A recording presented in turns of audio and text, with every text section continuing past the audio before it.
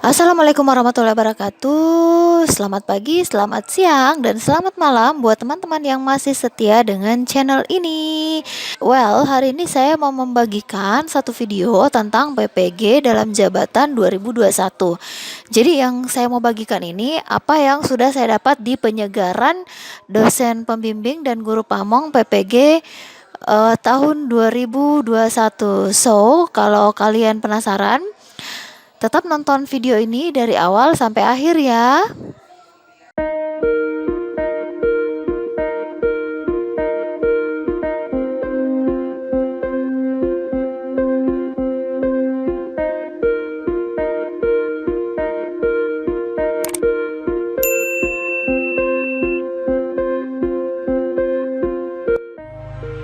Oke teman-teman, jadi sekedar informasi bahwa PPG dalam jabatan tahun 2021 ini agak berbeda dengan PPG 2020 tahun kemarin, karena PPG tahun 2021 ini lebih menekankan pada analisis materi ajar berbasis masalah. Jadi di tahun sebelumnya kita juga tetap menganalisis materi ajar, tapi kita yang memilih tidak sesuai, tidak berbasis masalah. Tapi untuk tahun ini itu lebih menekankan pada analisis materi ajar berbasis masalah. Nah, sekarang kita lihat dulu tahapan penyelenggaraan PPG dalam jabatan tahun 2021 ini. Jadi yang pertama itu guru dalam jabatan belum bersertifikat pendidik yang sudah lulus seleksi akademik tahun 2017, 2018, dan 2019. Jadi peserta untuk tahun ini yaitu guru-guru yang telah lulus ya untuk tahun 2017, 2018, dan tahun 2019. Kemudian setelah itu diadakan seleksi administrasi. Setelah administrasi kita diperiksa dan kita dinyatakan lulus, maka kita diwajibkan untuk mengisi konfirmasi kesediaan. Lalu penetapan calon mahasiswa PPG dalam jabatan. Kemudian setelah itu kita melakukan lapor diri ya untuk mengikuti proses PPG dalam jabatan 2021 ini. Nah, kegiatan PPG ini diawali dengan pendalaman materi yang terdiri atas 5 SKS. Setelah kita melakukan pendalaman materi ya, di pendalaman materi ini kita akan menguasai beberapa modul ya. Lalu setelah pendalaman materi ini kita diarahkan untuk melakukan pengembangan perangkat pembelajaran. Jadi perangkat pembelajaran ini terdiri atas 3 SKS yang dimana di dalamnya bukan cuma RPP tapi mencakup seluruh perangkat pembelajaran seperti RPP, bahan ajar, kemudian kisi-kisi dan seterusnya ya.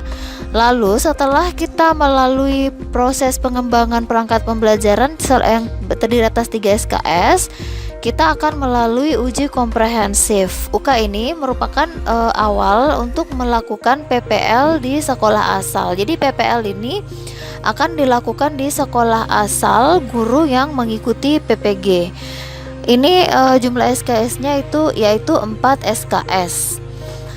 Kemudian setelah melakukan PPL, maka guru peserta PPG dalam jabatan 2021 ini akan melalui tahapan UKM PPG, lalu kemudian UKIN selama 4 hari dan UP selama 2 hari.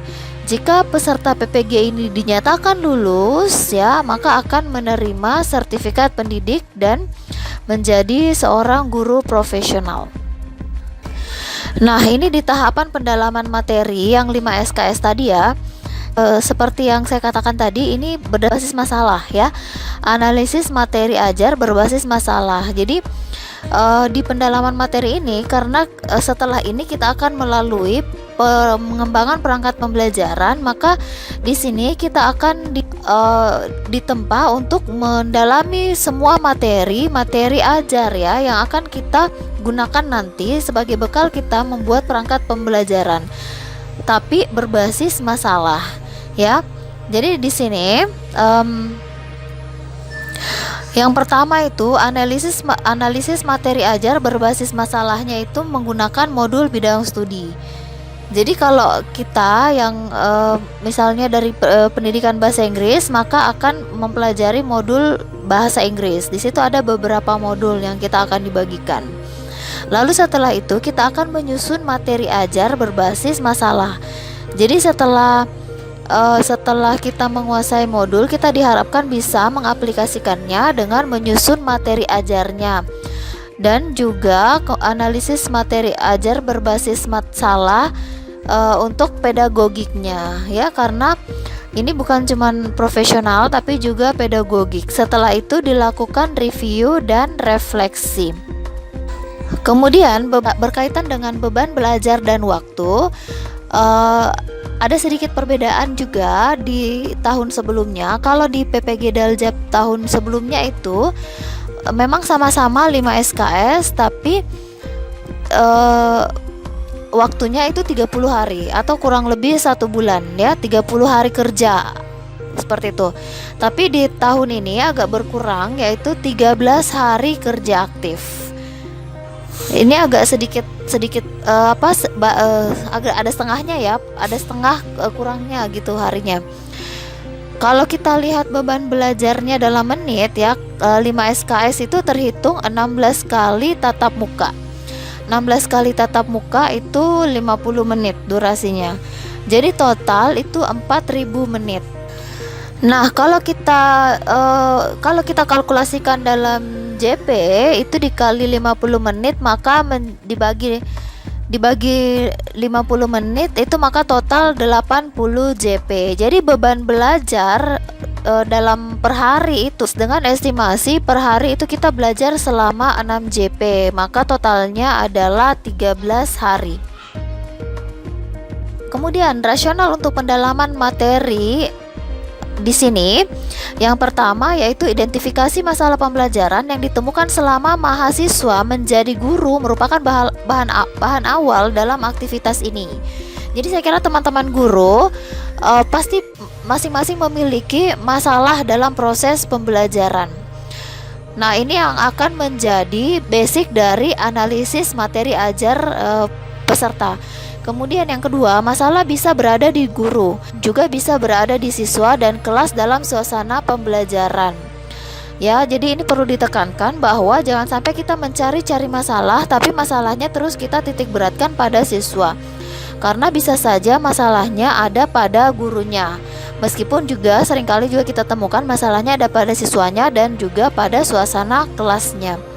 Lalu yang ketiga, jangan sampai guru berusaha mengidentifikasi masalah pembelajaran siswa, tetapi pada diri guru masih terdapat masalah. Nah, ini yang tadi yang saya maksudkan. Nah, di sini bisa kita lihat pendalaman materi adalah kegiatan menganalisis materi ajar untuk mempelajari dan mereview materi, berdiskusi, mengidentifikasi materi yang sulit dipahami, materi HOTS, materi yang memiliki miskonsepsi di bawah bimbingan dosen. Jadi untuk pendalaman materi ini kita akan dibimbing oleh dosen pembimbing ya. Kemudian selain bimbingan dari dosen, ada pula aktivitas belajar mandiri. Jadi aktivitas belajar mandirinya ini kita akan diminta membaca dan memahami modul materi ajar itu sebanyak 10 modul, yang dimana terdiri atas 6 modul bidang studi dan 4 modul pedagogik. Kemudian menyusun peta konsep ya, atau istilah dan definisi pada modul yang sedang dipelajari. Kemudian identifikasi masalah mengenai materi yang sulit dipahami mahasiswa, lalu menemukan miskonsepsi materi. Kemudian berlatih melalui tes formatif, karena di modul ini ada juga tes karena juga ada di sini juga ada tes formatifnya. Lalu setelah kita fokus di modul, kita akan kembali ke LMS, aktivitas 2, 3, dan 4 ya untuk LK1-nya. Adapun prinsip-prinsip aktivitas belajar mandiri di sini yaitu merdeka belajar, kemudian merdeka terbimbing dan merdeka berlatih. Jadi peserta PPG-nya selain terbimbing juga bisa belajar secara mandiri di sini. Nah, buat teman-teman yang belum mendownload modulnya bisa di-download di link berikut ya.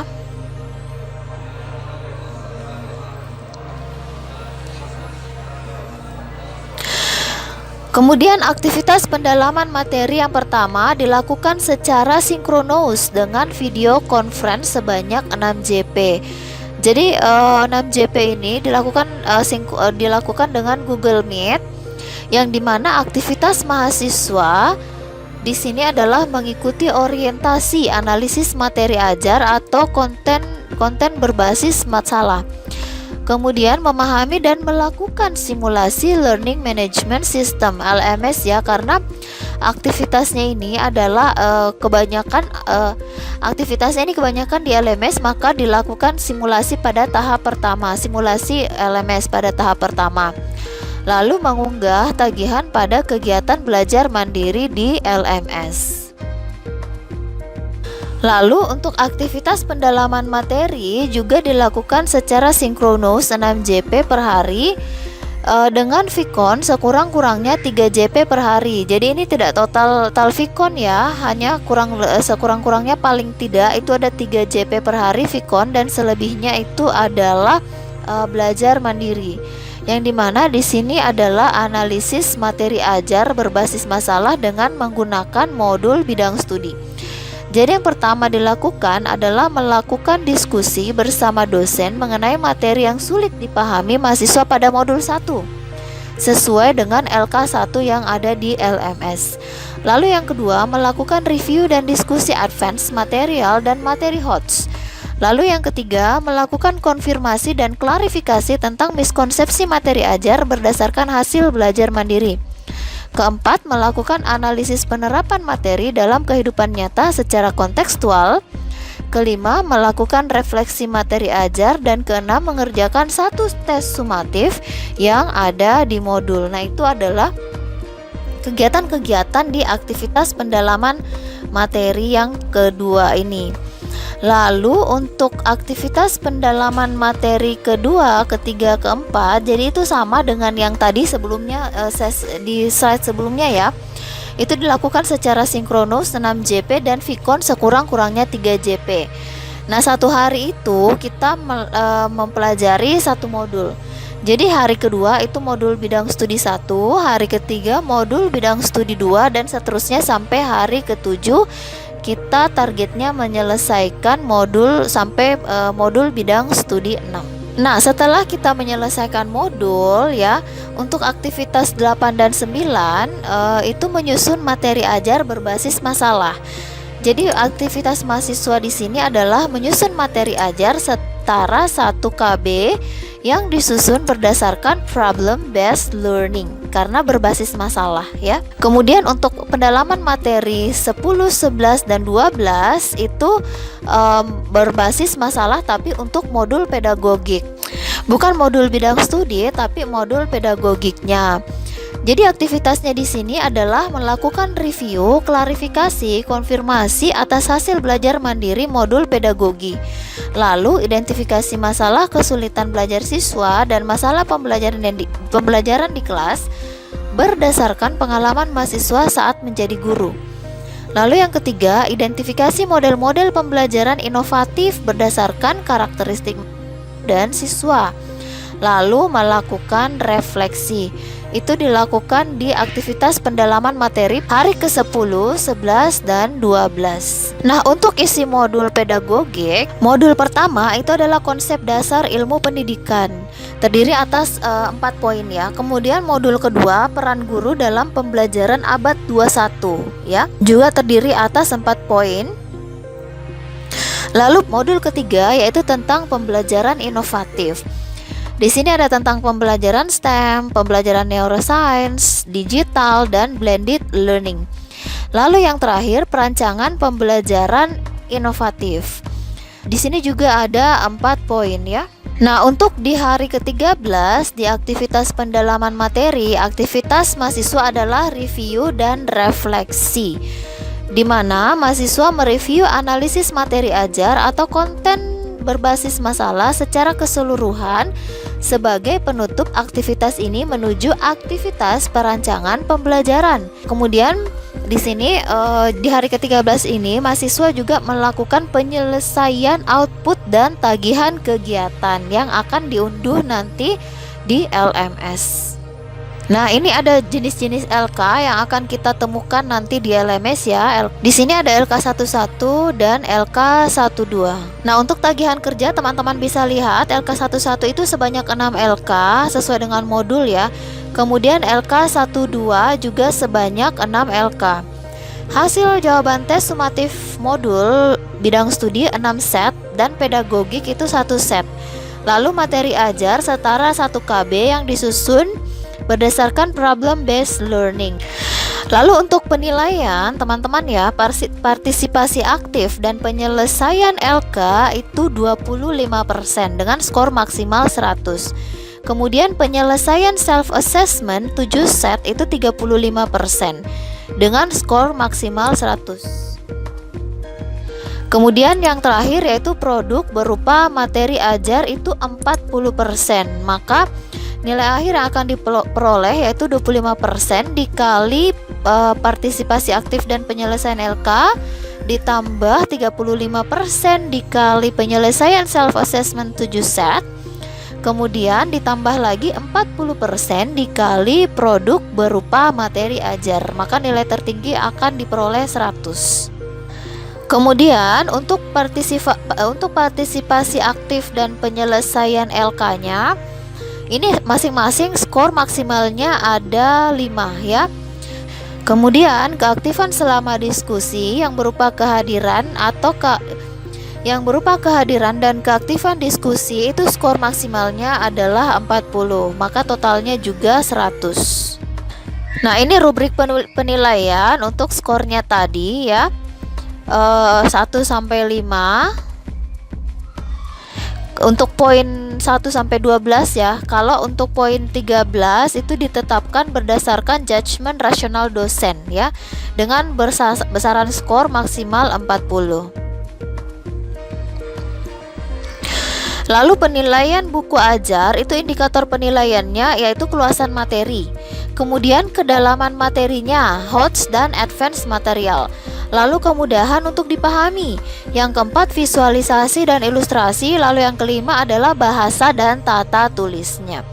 Jadi skor maksimal untuk tiap butir, skor maksimal untuk kelima butir ini masing-masing adalah 20, sehingga skor maksimalnya adalah 100. Oke teman-teman, sekian sharing saya untuk bagian pendalaman materi PPG Daljab 2021. Semoga ini bermanfaat.